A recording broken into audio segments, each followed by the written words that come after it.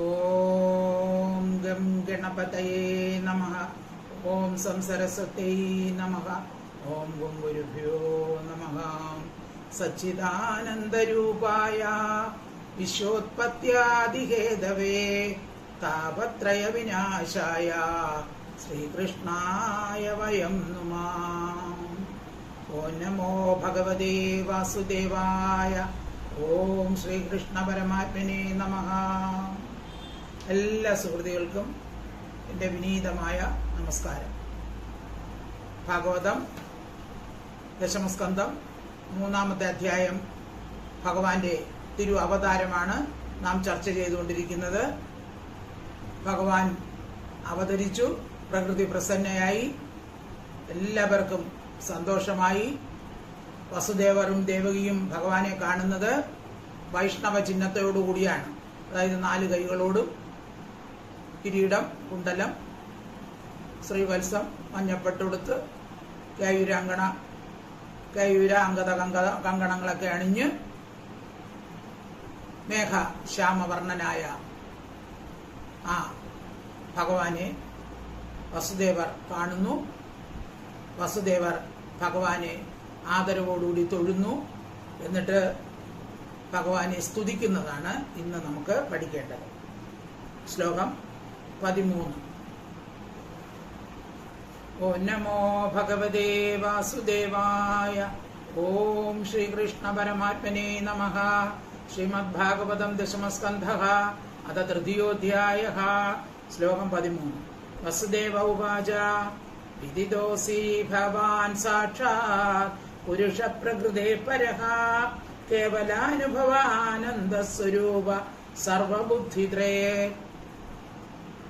പദച്ഛേദം. വിദിതഃ അസി ഭവാൻ സാക്ഷാത് പുരുഷഃ പ്രകൃതേ പരഃ കേവല അനുഭവ ആനന്ദസ്വരൂപഃ സർവബുദ്ധി തൃക്.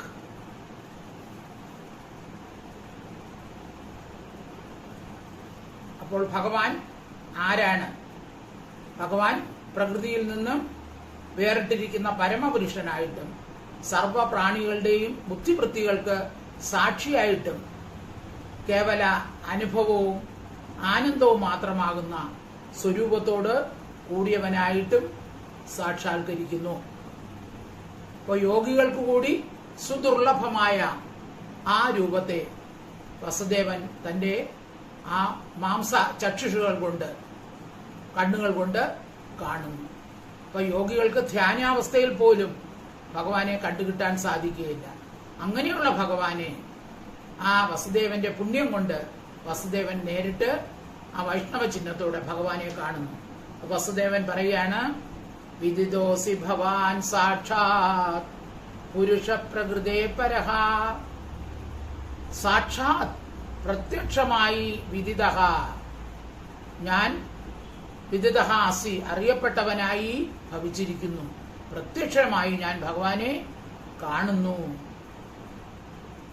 സാക്ഷാത് പുരുഷ പ്രകൃതേ പര, പ്രകൃതിയിൽ നിന്ന് പരനും കേവല അനുഭവ ആനന്ദ സ്വരൂപ, കേവലമായിരിക്കുന്ന അനുഭവവും ആനന്ദവുമാകുന്ന സ്വരൂപത്തോടു കൂടിയവനും സച്ചിത് ആനന്ദ സ്വരൂപനും സർവബുദ്ധിതൃക്, സർവരുടെയും ബുദ്ധിവൃത്തികളെ കാണുന്നവനും സാക്ഷിയായിരിക്കുന്നവനും പുരുഷഃ ഉത്തമ പുരുഷനായ ഭവാൻ അങ്ങ് സാക്ഷാത് പ്രത്യക്ഷമായി വിദിതഃ അറിയപ്പെട്ടവനായി ഭവിക്കുന്നു. അപ്പൊ എങ്ങും നിറഞ്ഞിരിക്കുന്ന ആ പരബ്രഹ്മം, പ്രകൃതിയിൽ നിന്നും വേറിട്ടിരിക്കുന്ന ആ പരബ്രഹ്മം മുനിമാർക്ക് പോലും സമാധി അവസ്ഥയിൽ പോലും കാണാൻ ദുർലഭമായ ആ ഭവത് സ്വരൂപം ഇതാ പ്രത്യക്ഷമായി എന്റെ മുമ്പിൽ വിളങ്ങുന്നു എന്ന് വസുദേവൻ സ്തുതിക്കുകയാണ്. വസുദേവ ഉവാച വിദിതോസി ഭവാൻ സാക്ഷാത് പുരുഷ പ്രകൃതേ പരഃ കേവലാനുഭവ ആനന്ദസ്വരൂപ സർവബുദ്ധിത്രേ. ശ്ലോകം 14. സ ഏഷ സ്വ പ്രകൃത്യേദം സൃഷ്ട്യാഗ്രേ ത്രിഗുണാത്മകം തദനു ത്വം ഹ്യപ്രവിഷ്ട പ്രവിഷ്ട ഇവ ഭാവ്യസ്യേ. സഹ ഏവ സ്വ പ്രകൃത്യ ഇദം സൃഷ്ടി അഗ്രേ ത്രിഗുണാത്മകം സൃഷ്ട്വാ അഗ്രേ ത്രിഗുണാത്മകം തദനു ത്വം ഹി അപ്രവിഷ്ടഃ പ്രവിഷ്ടഃ ഇവ ഭാവ്യസ്യേ. സഹ ഏവ ത്വം, ആ വിധം ഇരിക്കുന്ന അങ്ങ് തന്നെ, സ്വപ്രകൃതിയ തന്റെ മായ കൊണ്ട്, അതായത് സർവവ്യാപിയായിരിക്കുന്ന പരബ്രഹ്മമായിരിക്കുന്ന അങ്ങ് തന്നെ സ്വമായ കൊണ്ട് ത്രിഗുണാത്മകം, ത്രിഗുണ സ്വരൂപമായിരിക്കുന്ന ഇതം ഈ ലോകത്തെ അഗ്രേ മുമ്പിൽ സൃഷ്ടിച്ചിട്ട് തദനു അനന്തരം അപ്രവിഷ്ടഃ പ്രവേശിക്കാത്തവനാണെങ്കിലും പ്രവിഷ്ടഃ ഇവ പ്രവേശിച്ചവൻ എന്ന പോലെ ഭാവ്യസ്യേ ഭാവിക്കപ്പെടുന്നു. അപ്പൊ ഭഗവാൻ മായയിൽ നിന്ന് പ്രപഞ്ചത്തെ സൃഷ്ടിച്ചു. ശരിക്കും മായാശക്തിയാണ് പ്രപഞ്ചം ഉണ്ടാക്കിയത്. ഭഗവാന്റെ വീക്ഷണം കൊണ്ട് മായയിൽ നിന്നാണ് മഹത്തത്വം അഹങ്കാരതത്വം ഉണ്ടായി പ്രകൃതി ഉണ്ടാകുന്നത്. അപ്പോൾ അതിൽ ഭഗവാൻ പ്രവേശിച്ചു എന്ന് പറയുന്നെങ്കിലും ഭഗവാൻ പ്രവേശിച്ചിട്ടില്ല. കാരണം എന്താണ്? ഭഗവാൻ എങ്ങും നിറഞ്ഞു നിൽക്കുകയാണ്. ഇപ്പൊ നമ്മൾ ഭഗവാൻ പ്രവേശിച്ചു എന്ന് പറഞ്ഞാൽ നമ്മളിലല്ല പ്രവേശിച്ചത്, നമ്മളാണ് ഭഗവാനിലിരിക്കുന്നത്. ഭഗവാൻ എല്ലായിടത്തും ഭഗവാനുണ്ട്. അപ്പൊ നമ്മളാണ് ഭഗവാനിലിരിക്കുന്നത്. അപ്പൊ എല്ലായിടത്തും നിറഞ്ഞു നിൽക്കുമ്പോൾ നമ്മളിലും ആ ഭഗവാൻ ഉണ്ട്. അത് ചതുശ്ലോകി ഭാഗവതത്തിൽ പറയുമല്ല, യഥാ മഹാന്തി ഭൂതാനി ഭൂതേഷു ഉച്ചാവചേഷനു പ്രവിഷ്ടാനപ്രവിഷ്ടാനി തഥാ തേഷു നതേഷ്വഹം. അതായത് സ്ഥൂല സൂക്ഷ്മ ഭൗതികങ്ങളിൽ ജീവരൂപേണ പ്രവേശിച്ചിരിക്കുന്നത് പോലെ തോന്നുന്നുവെങ്കിലും സർവത്ര നിറഞ്ഞിരിക്കുന്ന ഞാൻ ഒന്നിലും പ്രവേശിച്ചിട്ടില്ല എന്നാണ് ഭഗവാൻ പറയുന്നത്. അതായത് എല്ലായിടത്തും, ഇപ്പൊ ആകാശം എല്ലായിടത്തുമുണ്ട്. ഒരു കുടം എടുത്തു വെച്ചാലോ അതിനകത്തും ആകാശം കയറും. അപ്പോൾ ആ കുടത്തിനകത്ത് ആകാശം പ്രവേശിച്ചു എന്ന് പറയാൻ പറ്റൂല. എല്ലായിടത്തും നിറഞ്ഞിരിക്കുന്നത് കൊണ്ട് ഏത് വസ്തു ഉണ്ടെങ്കിലും അതിനകത്തും ആകാശം കാണും. അപ്പൊ ഞാൻ പ്രവേശിച്ചു, യഥാർത്ഥത്തിൽ ഉണ്ട് എന്ന് പറഞ്ഞ് ഭഗവാൻ അതിൽ പ്രവേശിച്ചു എന്നല്ല, പ്രവേശിച്ചു എന്ന് പറയുന്നെങ്കിലും ഞാൻ പ്രവേശിച്ചിട്ടില്ല. കാരണം എല്ലായിടത്തും നിറഞ്ഞവനാണ്.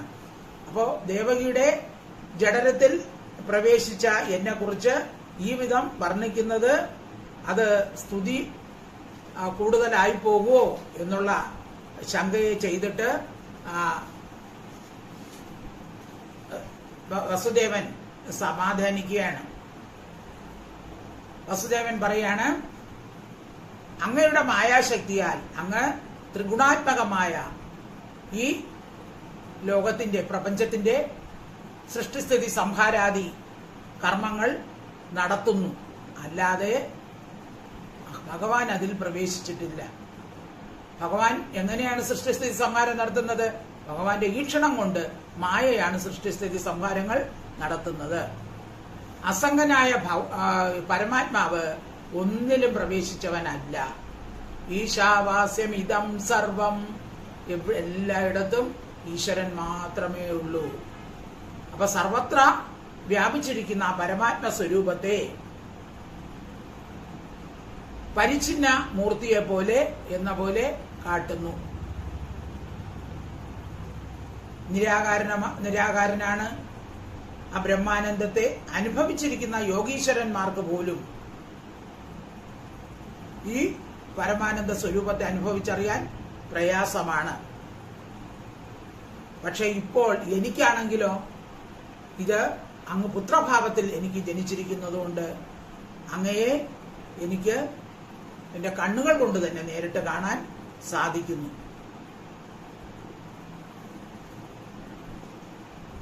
അപ്പോ ഞാൻ ജന്മാന്തരത്തിൽ വസുദേവർ തപസ്സനുഷ്ഠിച്ചിരുന്നു.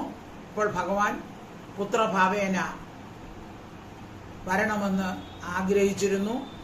അപ്പൊ അതനുസരിച്ച് ഭഗവാൻ ഇതാ പുത്രനായി അവതരിച്ചിരിക്കുന്നു. ശ്ലോകം 14. സ ഏവ സ്വപ്രകൃത്യേദം സൃഷ്ട്വാഗ്രേ ത്രിഗുണാത്മകം തദനു ത്വം ഹി അപ്രവിഷ്ട പ്രവിഷ്ടൈവ ഭാവ്യസേ. ശ്ലോകം 15. യഥേമേ അവികൃതാ ഭാവഃ തഥാ തേ വികൃതൈ സഹ നാനാവീര്യ പൃഥക്ഭൂത വിരാജം ജനയന്തിഃ. യഥാ ഇമേ അവികൃതാഃ ഭാവാഃ തഥാ തേ വികൃതൈഃ സഹ നാനാവീര്യാഃ പൃഥക്ഭൂത വിരാജം ജനയന്തി ഹി. ഇമേ ഈ അവികൃതാഹ വികാരത്തെ പ്രാപിക്കാത്ത ഭാവാഹ ഭാവങ്ങൾ യഥ എപ്രകാരമോ തഥ അപ്രകാരം പൃഥക്ഭൂതാഹ വെവ്വേറെയായിരിക്കുന്നവനായി നാനാവീര്യാഹ ബഹുവിധ ശക്തികളോടുകൂടിയ തേ അവ വികൃതൈഹി സഹ വികൃതി പ്രാപിച്ചവയോടുകൂടി ചേർന്നിട്ട് വിരാജം വിരാട്ടിനെ ജനയന്തി ജനിപ്പിക്കുന്നു. ഇവിടെ സൃഷ്ടി നടക്കുന്ന വിധമാണ് പറയുന്നത്. അപ്പൊ സൃഷ്ടിക്കാൻ തുടങ്ങുമ്പോൾ ഭഗവാൻ എന്ത് ചെയ്യുന്നു? മായാശക്തിയെ ഈക്ഷിക്കുന്നു. ഭഗവാന്റെ ഈക്ഷണത്താൽ മായയിൽ നിന്ന് മഹത്തത്വം ഉണ്ടാകുന്നു, അതിൽ നിന്ന് അഹങ്കാര തത്വം ഉണ്ടാകുന്നു. അതുപോലെ ശബ്ദരൂപസ്പർശ രസഗന്ധം ഇങ്ങനെ 7 തത്വങ്ങൾ, മഹത്തത്വം, അഹങ്കാരതത്വം, പിന്നെ തന്മാത്രകൾ. തന്മാത്രകൾ ഏതൊക്കെയാണ്? ശബ്ദ രൂപ രസ ഗന്ധം. ശബ്ദ സ്പർശ രൂപ രസ ഗന്ധം 5 തന്മാത്രകൾ. പിന്നെ മഹത്തത്വം, അഹങ്കാരതത്വം. അങ്ങനെ 7 തത്വങ്ങളോടുകൂടി വെവ്വേറെയായിരിക്കുമ്പോൾ ഓരോന്നിനും ഭിന്ന വീര്യങ്ങളുണ്ട്. പക്ഷെ അവയ്ക്ക് ചേർന്ന് പ്രവർത്തിക്കാൻ സാധിക്കുകയില്ല. അതുകൊണ്ട് അവയെ അവികൃത തത്വങ്ങൾ എന്ന് പറയുന്നു. ഓരോന്നിനും വീര്യമുണ്ടെങ്കിലും അത് ഭിന്നങ്ങളായി വെവ്വേറെ ഇരിക്കുന്നു. അതുകൊണ്ടാണ് അവയെ അവികൃത തത്വങ്ങൾ എന്ന് പറയുന്നത്. യഥേമേ അവികൃത ഭാവ. ഈ അവസ്ഥയിൽ ഈ 7 തത്വങ്ങൾക്കും വിശിഷ്ടകാര്യം ജനിപ്പിക്കാൻ സാധിക്കുകയില്ല. അതായത് സൃഷ്ടിയൊന്നും നടത്താൻ സാധിക്കുകയില്ല. അപ്പോൾ എന്ത് ചെയ്യുന്നു? ഈശ്വരന്റെ ശക്തി കൊണ്ട് തന്നെ അവിടെ പഞ്ചീകരണം നടക്കുന്നു. ഈ പഞ്ചഭൂതങ്ങൾ പഞ്ചീകരണം നടക്കുന്നു. അപ്പോൾ 5 പഞ്ചഭൂതങ്ങൾ ഏതൊക്കെ? ആകാശം, അഗ്നി, ആകാശം, വായു, അഗ്നി, ജലം, ഭൂമി, അങ്ങനെ 5. അപ്പോൾ എന്നിട്ട് അങ്ങനെ പഞ്ചഭൂതങ്ങളും പിന്നെ ജ്ഞാനേന്ദ്രിയം, കർമ്മേന്ദ്രിയം, മനസ്സ് എന്നിവ ഉള്ള 11 ഇന്ദ്രിയങ്ങളും കൂടി 16 തത്വങ്ങളായി ഭവിക്കുന്നു. അവയോടുകൂടി ഈ 7 തത്വങ്ങൾ ചേർന്നിട്ട് വിരാട് എന്ന് പറയുന്ന ബ്രഹ്മാണ്ടത്തെ ജനിപ്പിക്കുന്നു. അപ്പൊ ഈ എല്ലാ തത്വങ്ങളും കൂടെ ചേർന്ന് ഭഗവാൻ അതിൽ പ്രവേശിക്കുമ്പോൾ അവിടെ വിരാട് എന്ന ഒരു രൂപം, വിരാട് എന്നറിയപ്പെടുന്ന ബ്രഹ്മാണ്ടം, ഒരു ഹിരൺമയ അണ്ടം ഉണ്ടാകുന്നു. അപ്പോൾ ഇതിൽ നിന്നും മായാശക്തിയിൽ നിന്നുണ്ടാകുന്ന എല്ലാ തത്വങ്ങളും ചേർന്നാലും അവയ്ക്കൊന്നും ചെയ്യാൻ സാധിക്കുകയില്ല. പിന്നെ ഭഗവാൻ അതിൽ പ്രവേശിക്കുമ്പോൾ അതൊരു വലിയ അണ്ടമായിട്ട് മാറുന്നു. അതാണ് ബ്രഹ്മാണ്ടം, ഹിരൺമയ അണ്ടം എന്ന് പറയുന്നത്. ശ്ലോകം 15 ഒന്നുകൂടെ. യഥേമേ വികൃതാഭാവ തഥാ വികൃതൈ സഹ നാനാവീര്യ പൃഥക്ഭൂത വിരാജം ജനയന്തിഃ. ശ്ലോകം 16. സന്നിപത്യ സമുത്പാദ്യ ദൃശ്യന്തേ അനുഗതാ ഇവ പ്രാഗേവ വിദ്യമാനത്വാത് ന തേഷാമിഹ സംഭവഃ സന്നിപത്യ സമുത്പാത്യ ദൃശ്യന്തേ അനുഗത ഇവ പ്രാഗ് ഏവ വിദ്യമാനത്വാത് ന തേഷാം ഇഹ സംഭവഃ. സന്നിപത്യ ചേർന്നിട്ട്, അതായത് ഈ മഹത്ത് തത്വം മുതലായ 7 തത്വങ്ങൾ ഒന്നൊന്നായി ചേർന്നിട്ട് സമുത്പാദ്യ സമ്യക്കാവുമെണ്ണം ജനിപ്പിച്ചിട്ട് ബ്രഹ്മാണ്ടത്തെ ജനിപ്പിച്ച ശേഷം അനുഗത ഇവ അനുഗതങ്ങൾ എന്ന പോലെ കാണപ്പെടുന്നു, ദൃശ്യന്തേ കാണപ്പെടുന്നു. പ്രാഗേവ മുമ്പ് തന്നെ വിദ്യമാനാത്വം ഇരിപ്പുള്ളതുകൊണ്ട് തേഷാം അവയ്ക്ക് ഇഹ ഇതിൽ സംഭവം ന ഇല്ല. കാര്യമായ ബ്രഹ്മാണ്ടത്തിൽ കാരണഭൂതമായ തത്വങ്ങൾ ഉത്പത്തിക്ക് മുമ്പേ തന്നെ ഇരിക്കുന്നതിനാൽ ബ്രഹ്മാണ്ടത്തിൽ തത്വങ്ങൾ അനുപ്രവേശിച്ചവയാണെന്ന് പറയാൻ ന്യായമില്ല. ഉപാദാന കാരണത്തോടുകൂടി തന്നെ കാര്യം സ്വരൂപത്തെ അംഗീകരിക്കുന്നത് സാധാരണമാകയാൽ കാര്യോൽപത്തിക്ക് ശേഷം കാരണത്തിന്റെ അനുപ്രവേശം ഉണ്ടായി എന്ന് പറയുന്നത് ശരിയല്ല. ഇപ്പോ മണ്ണ് ഒരു കുടം ഉണ്ടാക്കി, ശേഷം കുടത്തിൽ മണ്ണ് പ്രവേശിച്ചു എന്ന് പറയാൻ പറ്റുമോ? മണ്ണ് കൊണ്ട് കുടമുണ്ടാക്കി, അല്ലെങ്കിൽ ആ കുടത്തിനകത്ത് നിന്ന് മണ്ണ് പ്രവേശിച്ചോ? ഇല്ല. അതുപോലെ തന്നെയാണ് ആ ഭഗവാനിൽ, ബ്രഹ്മത്തിൽ നിന്നാണ് ഈ പ്രപഞ്ചം ഉണ്ടായത്. അപ്പോൾ ഭഗവാനിൽ നിന്നും ഉണ്ടായതാണ്. ഇവിടെ മണ്ണിൽ നിന്ന് കുടമുണ്ടായി, അതുപോലെ ഭഗവാനിൽ നിന്ന് പ്രപഞ്ചമുണ്ടായി. അപ്പോൾ ആ പ്രപഞ്ചത്തിൽ അനുപ്രവേശിച്ചു എന്ന് പറയേണ്ട കാര്യമില്ല. ഭഗവാൻ ഉണ്ടെങ്കിലേ ആ കാരണം ഉണ്ടെങ്കിൽ മാത്രമേ കാര്യം ഉണ്ടാവുകയുള്ളൂ. മണ്ണെന്ന് പറയുന്നത് കാരണം, കാര്യം എന്ന് പറയുന്ന കുടം. കാരണം ഉണ്ടെങ്കിലേ ആ കാര്യമായ കുടം ഉണ്ടാവുകയുള്ളൂ. അതുപോലെ കാരണമായ ബ്രഹ്മം ഉണ്ടെങ്കിൽ മാത്രമേ ആ കാര്യമായ പ്രപഞ്ചം ഉണ്ടാവുകയുള്ളൂ. ഇപ്പൊ ബ്രഹ്മാണ്ടത്തിൽ മഹാഭൂതങ്ങൾ പ്രവേശിച്ചു എന്ന് പറയുന്നതും അപ്പൊ അതുപോലെയാണ്.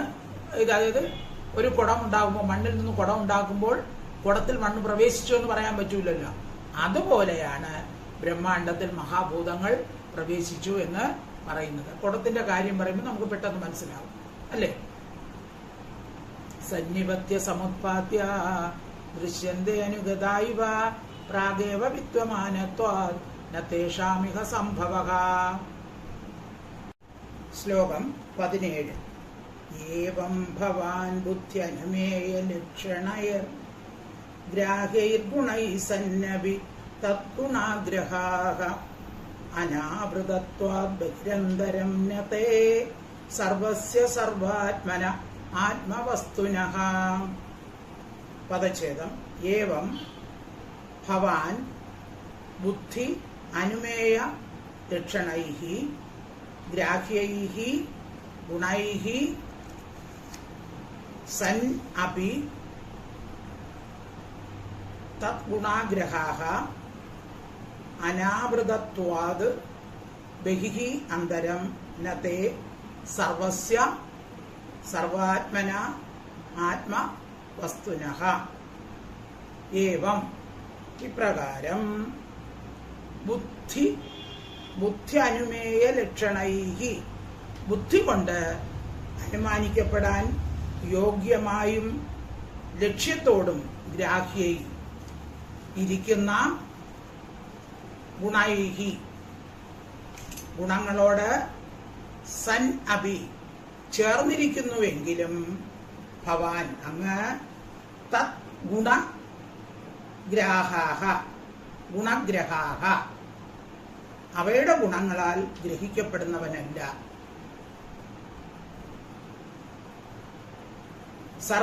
സർവസ്വരൂപനായും സർവാത്മനഃ സർവാത്മാവായും ആത്മവസ്തുനഃ സർവത്ര വ്യാപിച്ചിരിക്കുന്ന പരമാർത്ഥ വസ്തുവായും ഇരിക്കുന്ന തേ അങ്ങേക്ക് നാനാവൃതത്വാദ് മറവില്ലാത്തതുകൊണ്ട് ബഹിഹി പുറവും അന്തരം ഉള്ളും ഇല്ല. അപ്പൊ ഭഗവാൻ സർവത്ര വ്യാപിച്ചിരിക്കുകയാണ്, എങ്ങും നിറഞ്ഞിരിക്കുകയാണ്. അപ്പൊ അതിന്റെ പുറമേത് അകമേത് എന്ന് പറയാൻ സാധിക്കുകയില്ല. കാരണം എന്താണ്? എല്ലായിടവും ഭഗവാൻ നിറഞ്ഞിരിക്കുകയാണ്. ഈശാവാസ്യം ഇതം സർവം യത് കിഞ്ചത് ന ജഗത്യാം ജഗത്. ആ ജഗത്തിൽ ഈശ്വരൻ മാത്രമേ ഉള്ളൂ, വേറെ ഒന്നുമില്ല. എല്ലാം ഈശ്വരൻ നിറഞ്ഞിരിക്കുകയാണ്. ഈശ്വരൻ എല്ലായിടത്തും നിറഞ്ഞിരിക്കുന്നു. നമ്മളെല്ലാം ഈശ്വരനിലാണ് ഇരിക്കുന്നത്, ഇല്ല നമ്മളിലല്ല ഈശ്വരൻ ഇരിക്കുന്നത് എന്ന് പറയുകയാണ്. അപ്പൊ ഇന്ദ്രിയങ്ങളാൽ ഗ്രാഹ്യങ്ങളായ വസ്തുക്കൾ, അപ്പൊ നമ്മൾ പ്രകൃതിയിൽ കാണുന്ന വസ്തുക്കൾക്കെല്ലാം ഗുണങ്ങളുണ്ട്. അത് നമുക്ക് ഇന്ദ്രിയങ്ങൾ കൊണ്ട് കാണാൻ സാധിക്കുന്നവയാണ്. അപ്പൊ ഇന്ദ്രിയങ്ങൾ കൊണ്ട് അവയെ കാണാൻ സാധിക്കും. പക്ഷെ അവയ്ക്ക് ഉള്ളിലിരിക്കുന്ന ഭഗവാനെ നമുക്ക് ഗ്രഹിക്കാൻ സാധിക്കുകയില്ല. യഥോ ബാജോ നിവർത്തന്തേ അപ്രാപ്യ മനസ്സാസഹ. മനസ്സുകൊണ്ടോ വാക്കുകൊണ്ടോ ആ ഭഗവാന്റെ മഹത്വം നമുക്ക് നിർണയിക്കാൻ സാധിക്കുകയില്ല. നമുക്ക് ബാഹ്യ വസ്തുക്കളെ കാണാൻ സാധിക്കും, പക്ഷെ അതിൽ ഉള്ളിലിരിക്കുന്ന ഭഗവാനെ നമുക്ക് കാണാൻ സാധിക്കുകയില്ല. ഭഗവാന്റെ മഹത്വത്തെ അറിയാൻ സാധിക്കുകയില്ല. ഒരു മാമ്പഴം കാണാം, അത് രുചിച്ച് അറിയാൻ സാധിക്കും, പക്ഷെ അതിന്റെ ആ മാധുര്യം എങ്ങനെയാണ് നമുക്ക് പറയാൻ സാധിക്കുമോ? പറയാൻ സാധിക്കുക. ആ മാങ്ങ മധുരമുണ്ട്, ലഡുവിനെ പോലെ മധുരമുണ്ട്, ഇങ്ങനെ നമുക്ക് പറയാൻ സാധിക്കുകയുള്ളൂ. അതുപോലെ ഭഗവാൻ എല്ലായിടത്തും പ്രവേശിച്ചിട്ടുണ്ട്, പക്ഷെ ആ ഭഗവാൻ എങ്ങനെയിരിക്കും, എന്താണ് എന്നുള്ളത് ഗ്രഹിക്കാൻ നമ്മുടെ ഇന്ദ്രിയങ്ങൾക്ക് സാധിക്കുകയില്ല. അതാണ്. ഇപ്പൊ പക്ഷി മുതലായവ അവയുടെ കൂടിൽ പ്രവേശിച്ചു എന്ന് പറയും. അതുപോലെ തന്നെ നമ്മുടെ ശരീരമാകുന്ന കൂടിൽ ഭഗവാൻ പ്രവേശിച്ചു എന്ന് നമുക്ക് പറയാം. അതിന് വിരോധമൊന്നുമില്ല. പക്ഷേ ഭഗവാൻ എല്ലായിടത്തും വ്യാപിച്ചിരിക്കുന്നതുകൊണ്ട് ഭഗവാൻ അകമില്ല, പുറം ഇല്ല, ഒരു മറവുമില്ല. എല്ലാമായി വിളങ്ങുന്ന ആ സത്യവസ്തുവിനെ മറയ്ക്കുന്ന മറ്റൊരു വസ്തു ഇല്ല, അല്ലെങ്കിൽ അതിനോട് ഉപമിക്കാൻ വേറൊരു വസ്തുവില്ല. അതേപോലെ സാന്ദ്രാനന്ദാവബോധാത്മകം അനുപമിതം, അതിനോട് ഉപമിക്കാൻ വേറൊരു വസ്തു ഇല്ല. പിന്നെ സർവത്ര വ്യാപിച്ചിരിക്കുന്നു. പിന്നെ എങ്ങനെ അതിൽ പ്രവേശമുണ്ടായി എന്ന് പറയുന്നത് അയുക്തമാണ്. അപ്പൊ എന്നാലും അന്തര്യാമി രൂപേണ പ്രവേശം തന്നെ ഉണ്ടായിട്ടില്ലാത്ത സ്ഥിതിക്ക് ദേവകീ ജഠരത്തിൽ പുത്രരൂപേണ എങ്ങനെ പ്രവേശിച്ചു എന്ന് പ്രത്യേകം പിന്നെ പറയണോ? അതിനാൽ കേവല അനുഭവ ആനന്ദ സ്വരൂപനായിരിക്കുന്ന ആ ഭഗവാനെ ഈ വിധം തന്റെ മാംസ ചക്ഷുഷുകൊണ്ട് കാണാൻ സാധിച്ചത് തന്നെ മഹാഭാഗ്യമായിട്ട് കരുതുന്നു.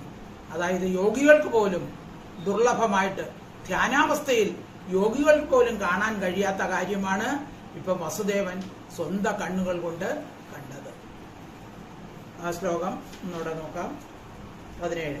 ഏവം ഭവാൻ ബുദ്ധി അനുമേയ ലക്ഷണൈർ ഗ്രാഹേ ഗുണൈ സന്നപി തദ് ഗുണാഗ്രഹാഃ അനാവൃതത്വാത് ബഹിരന്തരം നതേ സർവസ്യ സർവാത്മന ആത്മവസ്തുനഃ. അടുത്ത ശ്ലോകം 18. യാത്മനോ ദൃശ്യ ഗുണേഷു സന്നിധി വ്യവസ്യതേ സോ വ്യതിരേകതോ ബുധ വിനാനുവാദം ന ച തന്മനീഷിതം സമ്യക് യദത്യക്തം ഉപാദദത് പുമാൻ. യഹ ആത്മനഃ ദൃശ്യ ഗുണേഷു സന്നിധി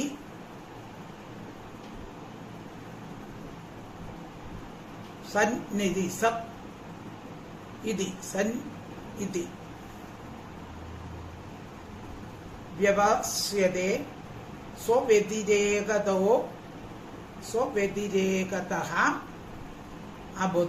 അബുധഃ വിനാ അനുവാദം ന ച തന്മനീഷിതം സമ്യക് യതഃ തെക്തം ഉപാദദത് പുമാൻ. ആത്മനഃ ആത്മാവിനാൽ ദൃശ്യഗുണേഷു കാണപ്പെടാൻ യോഗ്യങ്ങളായ ദേഹാദികളിൽ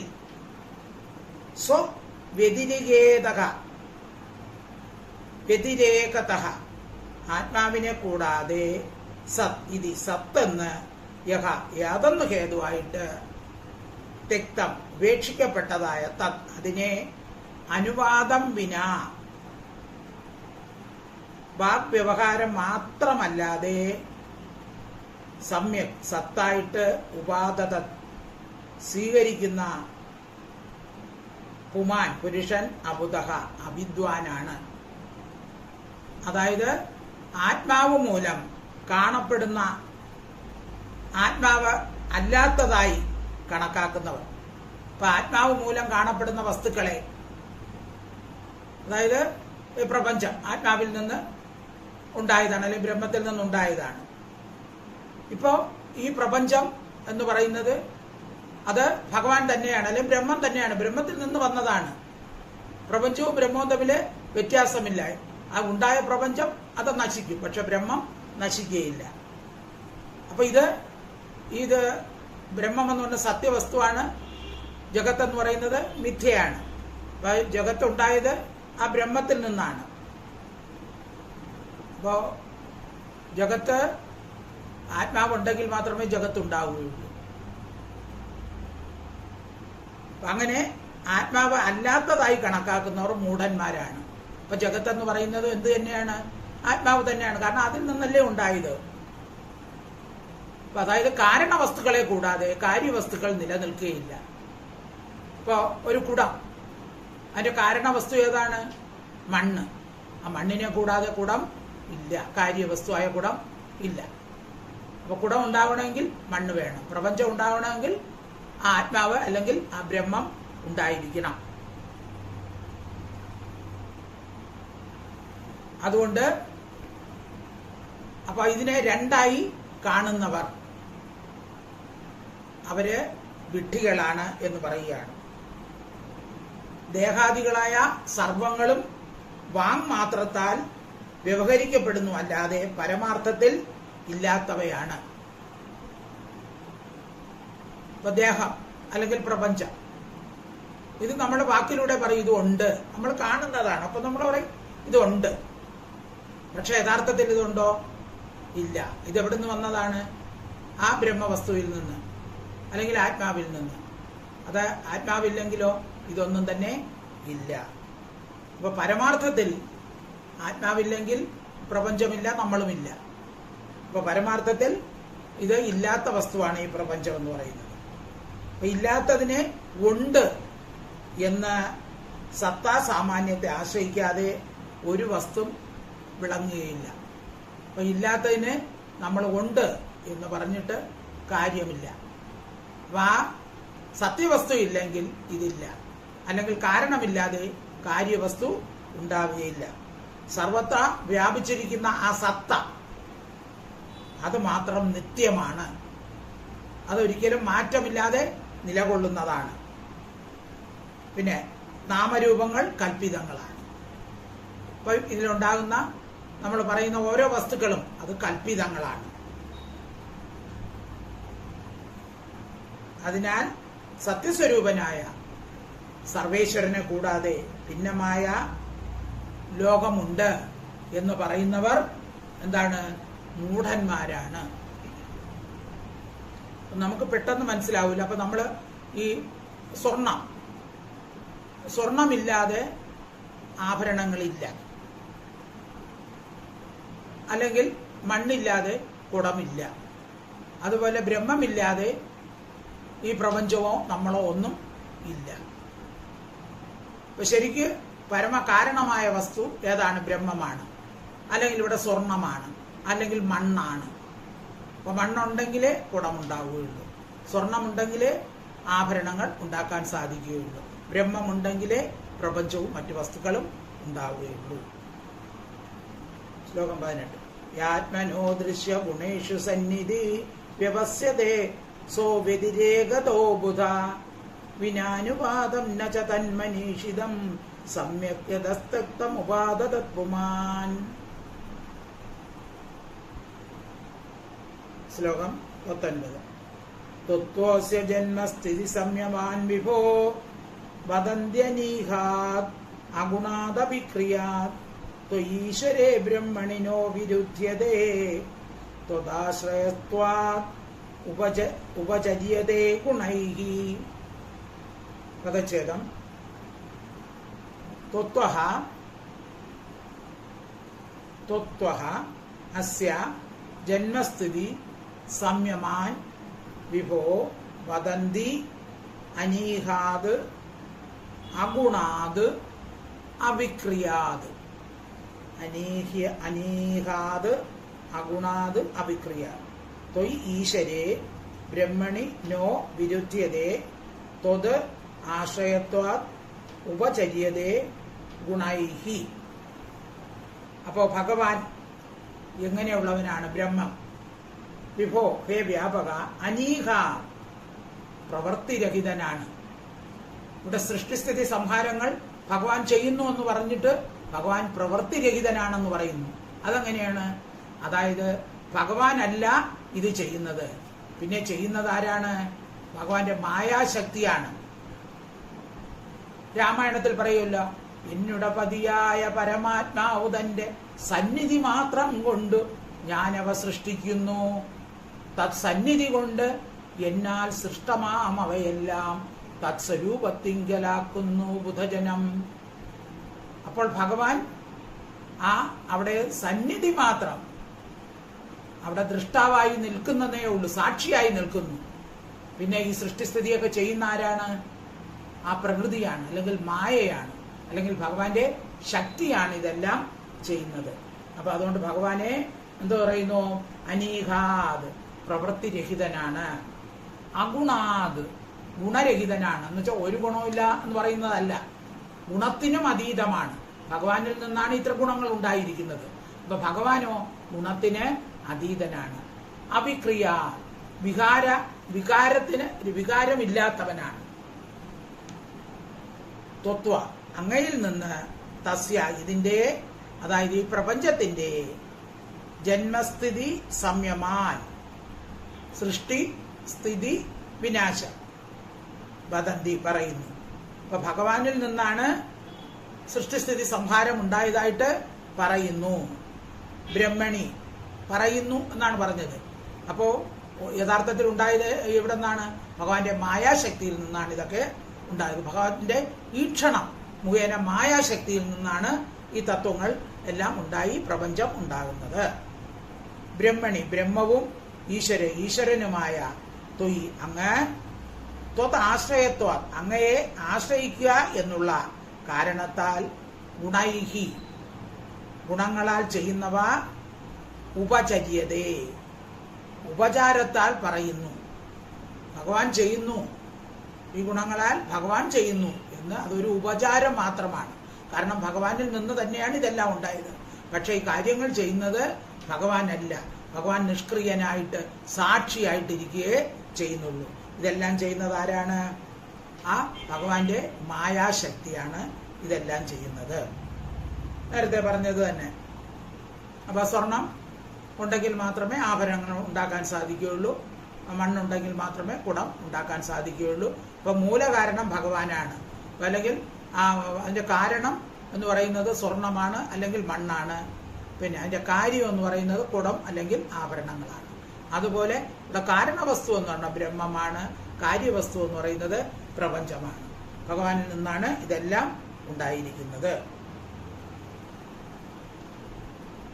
ഭഗവാനെ കൂടാതെ ഒരു പ്രപഞ്ച വസ്തുവില്ല. മണ്ണില്ലാതെ കുടമില്ല, സ്വർണമില്ലാതെ ആഭരണങ്ങളില്ല എന്ന് പറയുന്നത് പോലെയാണ് ഇത്. സർവത്ര നിറഞ്ഞിരിക്കുന്ന ആ ബ്രഹ്മം ഭഗവാൻ ആയതുകൊണ്ട് ഭഗവാന് അവികാരി എന്ന് പറയുന്നതിൽ വിരോധമില്ല. എല്ലാം നടത്താൻ സാമർഥ്യമുള്ള ആ ശക്തിയുടെ നിയന്താവായിട്ടാണ് ഭഗവാൻ ഇരിക്കുന്നത്. ഇപ്പൊ ശക്തി അല്ലെങ്കിൽ മായാശക്തിയാണ് ഇതെല്ലാം ചെയ്യുന്നത്. അതുകൊണ്ടാണ് ഇവിടെ ഭഗവാനെ പ്രവൃത്തിരഹിതൻ, ഗുണരഹിതൻ, വികാരരഹിതൻ എന്നൊക്കെ പറഞ്ഞിരിക്കുന്നത്. ശ്ലോകം ഒന്നുകൂടെ നോക്കാം. 19. തത്വസ്യ ജന്മസ്ഥിതി സംയമാൻ വിഭോ വദന്ത്യനീകാദഗുണാദവിക്രിയാ ത്വയീശ്വരേ ബ്രഹ്മണിനോ വിരുദ്ധ്യതേ ത്വദാശ്രയത്വാദുപചര്യതേ ഗുണൈഃ. ശ്ലോകം 20. സത്വം ത്രിലോകസ്ഥിതയേ സ്വമായയാ ബിഭർഷി ശുക്ലം ഖലു വർണ്ണമാത്മനഃ സർഗായ രക്തം രജസോപബൃംഹിതം കൃഷ്ണം ച വർണ്ണം തമസാ ജനത്യയേ. പദച്ഛേദം. സഹ ത്വം ത്രിലോക സ്ഥിതയേ സ്വമായയാ ബിഭർഷി ശുക്ലം ഖലു വർണ്ണം ആത്മനഃ സർഗായ രക്തം രജസ ഉപബ്രംഹിതം കൃഷ്ണം ച വർണ്ണം തമസാ ജനാത്യയേ.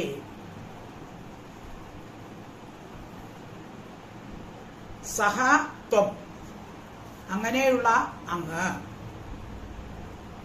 അതായത് എല്ലാത്തിന്റെയും മൂലകാരണമായ അങ്ങ്, ത്രിലോകസ്ഥിതയെ സ്വമായയാ, 3 ലോകത്തിന്റെയും പാലനത്തിനായിക്കൊണ്ട്, സ്വമായയ അങ്ങയുടെ മായയാൽ, മായാശക്തിയാൽ, ആത്മനഃ ആത്മാവിന്റെ ശുക്ലം ശുദ്ധമായ വർണ്ണം രൂപത്തെയും, അതായത് ഭഗവാൻ പരിപാലനത്തിന് വേണ്ടി വിഷ്ണുവായിട്ടിരിക്കുന്നു. അത് ശുദ്ധ സത്വരൂപം പൂണ്ടാണ്. അപ്പൊ അതിന്റെ നിറം എന്താണ്?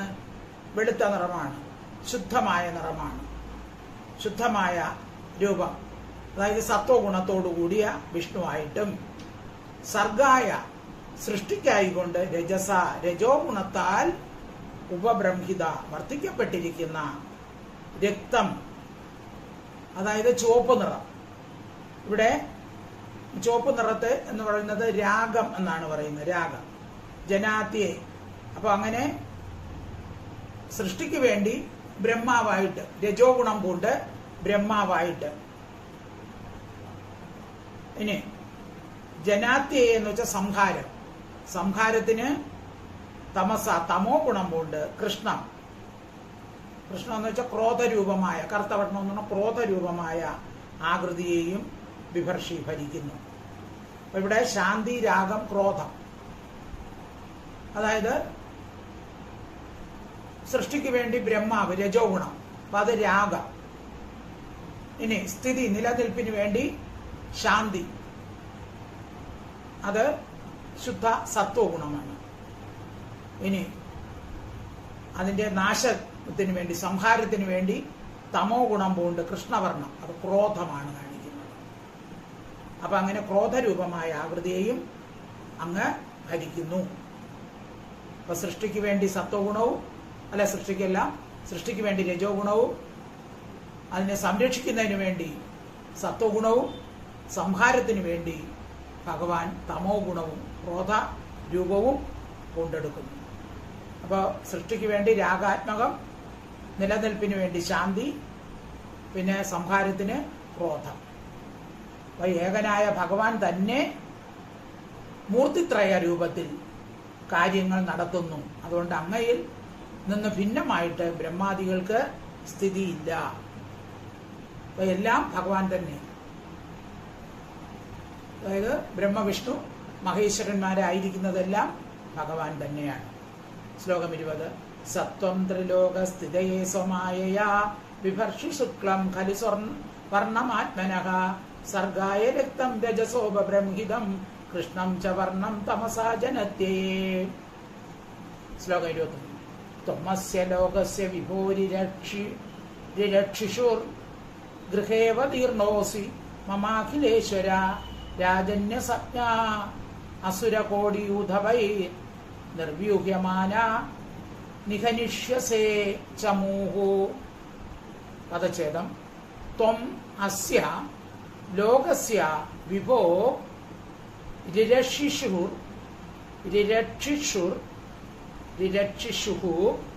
ഗൃഹേ അവതീർണഃ അസി മമ അഖിലേശ്വര രാജന്യ സജ്ഞാ അസുര കോടി യൂഥഭൈഃ നിർവ്യൂഹമാന നിഹനിഷ്യസേ ചമു.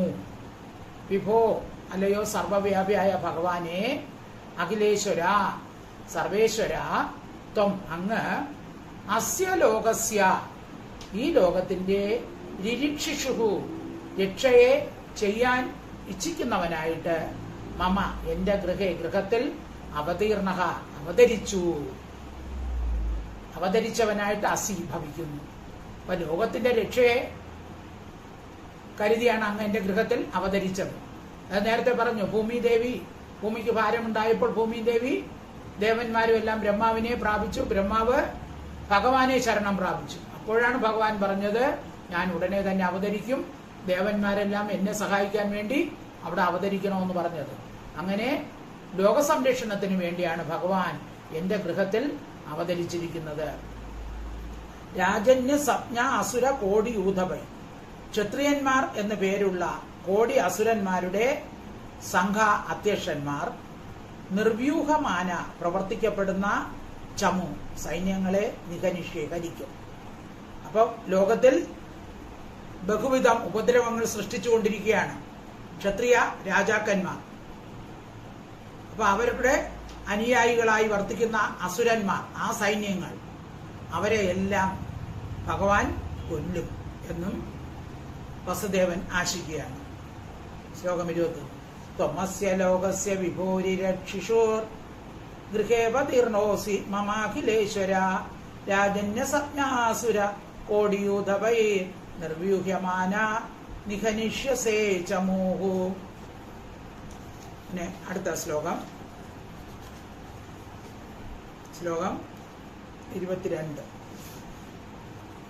അയം ത്വസഭ്യസ്തവ ജന്മനൗ ഗൃഹേ ശ്രുത്വാഗ്രജാംസ്തേ നവധീത് സുരേശ്വര സതേവതാരം പുരുഷൈ സമർപ്പിതം ശുദ്ധ്വാദുനൈവ അഭിസരത്യുദായുധഃ. അയം തു അസഭ്യക തവ ജന്മ നൗഗ്രഹേ ശ്രുത്വാ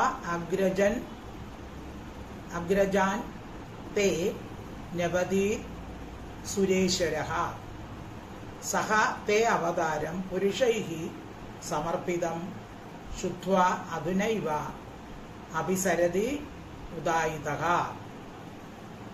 അയം തു സഭ്യനല്ലാത്ത അയം തു ഇവനാകട്ടെ, കംസനാകട്ടെ, നൗ ഞങ്ങളുടെ ഗൃഹേ അന്തർഭാഗത്തിൽ തവ അങ്ങയുടെ ജന്മത്തെ ശുദ്ധ്വ കേട്ടിട്ട് സുരേശ്വര ദേവന്മാരുടെയും ഈശ്വര തേ അങ്ങയുടെ അഗ്രജാൻ മുമ്പിൽ ജനിച്ചവരെ നവധി വധിച്ചു.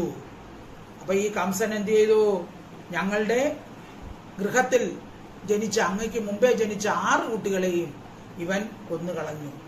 സഹ അവൻ പുരുഷൈഹി ഭൃത്യപുരുഷന്മാരാൽ സമർപ്പിക്കപ്പെട്ട തേ അങ്ങയുടെ അവതാരത്തെ ശുദ്ധ്വ കേട്ടിട്ട് അധുനായേവ ഇപ്പോൾ തന്നെ ഉദായുധ ആയുധത്തെയും ഉയർത്തിക്കൊണ്ട് അഭിസരതി ഓടി വരും. അപ്പോ വസുദേവന് പേടിയുണ്ട്. ഇപ്പോ അങ്ങയുടെ ജനനം അറിഞ്ഞാൽ അവന്റെ ഭൃത്യന്മാരുടെ കാവലുണ്ട്, അവർ ചെന്ന് പറഞ്ഞാൽ അവൻ ഇപ്പോൾ അങ്ങയെ കൊല്ലാൻ ഓടി വരുന്നതാണ് എന്ന് പറയുകയാണ്.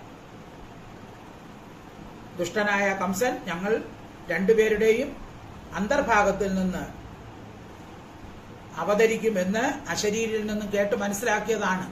ഇപ്പൊ 8ാമത്തെ പുത്രൻ കൊല്ലുമെന്നല്ലേ പറഞ്ഞത്, ഇത് 8ാമത്തതാണ്. ഇനി ഇത് ഇവിടെ അങ്ങ് ജനിച്ചു എന്ന് അറിഞ്ഞാൽ ഉടനെ തന്നെ അവൻ ഓടി വന്ന് എന്ത് ചെയ്യും? അങ്ങയെ കൊല്ലുന്നതാണ്. അപ്പൊ അതുകൊണ്ട് അങ്ങ് എന്ത് ചെയ്യണം? ഹംസനെ ആദ്യം കൊല്ലണം എന്നുള്ള ഒരു ധ്വനി കൂടി ഇതിലുണ്ട്. ശ്ലോകം ഒന്നുകൂടെ വായിക്കാം. 22. അയം ത്വസഭ്യസ്തവ ജന്മനൗ ഗൃഹേ ശ്രുത്വാഗ്രജാൻസ്തേ നവധീത് സുരേശ്വരഃ സതേവതാരം പുരുഷൈ സമർപ്പിതം ശുദ്ധ്വാദുനൈവ അഭിസരത്തുദായുധഃ. ശ്ലോകം 23. ഇപ്പൊ വസുദേവന്റെ ആ സ്തുതി കഴിഞ്ഞു. അപ്പൊ ശ്രീശുകൻ പറയാണ്, ശ്ലോകം 23. അഥൈനമാത്മജം വീക്ഷ്യ മഹാപുരുഷലക്ഷണം ദേവഗീതം ഉപാധാവത് കംസാധീതാ ശുചിസ്മിതാം. അഥ ഏനം ആത്മജം വീക്ഷ്യ മഹാപുരുഷ ലക്ഷണം ദേവകി തം ഉപാധാവത് കംസാത് ഭീത ശുചി സ്മിത. അഥ അനന്തരം ദേവകി മഹാപുരുഷ ലക്ഷണം, മഹാപുരുഷന്റെ ലക്ഷണത്തോടുകൂടിയ ഏനം ആത്മജം, ഈ പുത്രനെ വീക്ഷ്യ കണ്ടിട്ട് കംസനിൽ നിന്ന് ഭീത ഭയപ്പെട്ടവളായിരുന്നുവെങ്കിലും ശുചിസ്മിത മന്ദഹാസം ചെയ്തവളായിട്ട് തം അവനെ ഉപതാപത് സ്തുതിച്ചു. അപ്പോൾ വിഷ്ണു രൂപത്തിലാണ് ഭഗവാൻ ജനിച്ചിരിക്കുന്നത്. അപ്പം വസുദേവർ സ്തുതിച്ചു. അത് കഴിഞ്ഞ ഉടനെ തന്നെ ദേവകിയും സ്തുതിക്കുകയാണ്. അപ്പോൾ ദേവകിക്ക് ഭയമുണ്ട് ഉള്ളില്, എന്നുവെച്ചാൽ കംസൻ ഇപ്പം തന്നെ വന്ന് തൻ്റെ കുഞ്ഞിനെ കൊല്ലുമെന്നുള്ള ഭയമുണ്ട്. പക്ഷേ ഭഗവാൻ എങ്ങനെയാണ് ആദ്യം ജനിച്ചിരിക്കുന്നത്? എങ്ങനെയാണ്?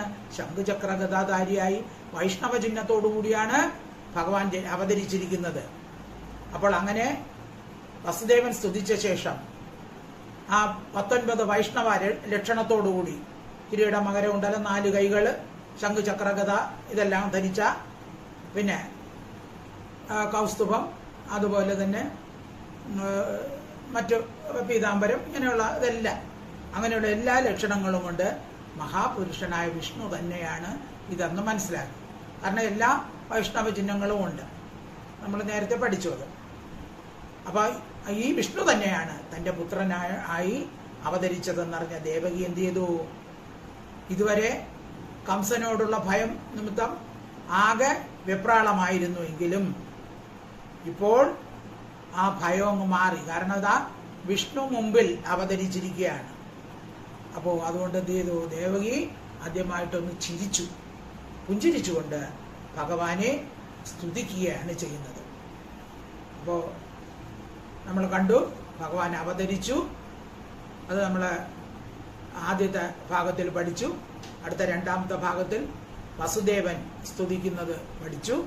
ഇനി അടുത്ത ക്ലാസ്സിൽ നമുക്ക് ദേവകി ഭഗവാനെ സ്തുതിക്കുന്നത്, ആ പരബ്രഹ്മ സ്വരൂപിയായ പരിപൂർണനായ ആ സച്ചിദാനന്ദ സ്വരൂപിയായ ആ കൃഷ്ണനെ, ഭഗവാനെ സ്വന്തം പുത്രനായിട്ട് വന്ന് അവതരിച്ചിരിക്കുകയാണ് അല്ലേ.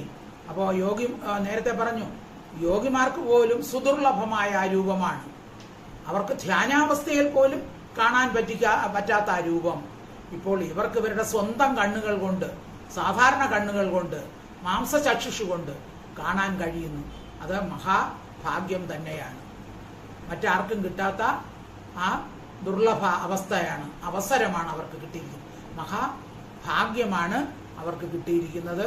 അതുകൊണ്ട് ആ കംസന്റെ പേടിയൊക്കെ മാറ്റിവെച്ച് അവർ സന്തോഷത്തോടുകൂടി ദേവകി സ്തുതിക്കുകയാണ്.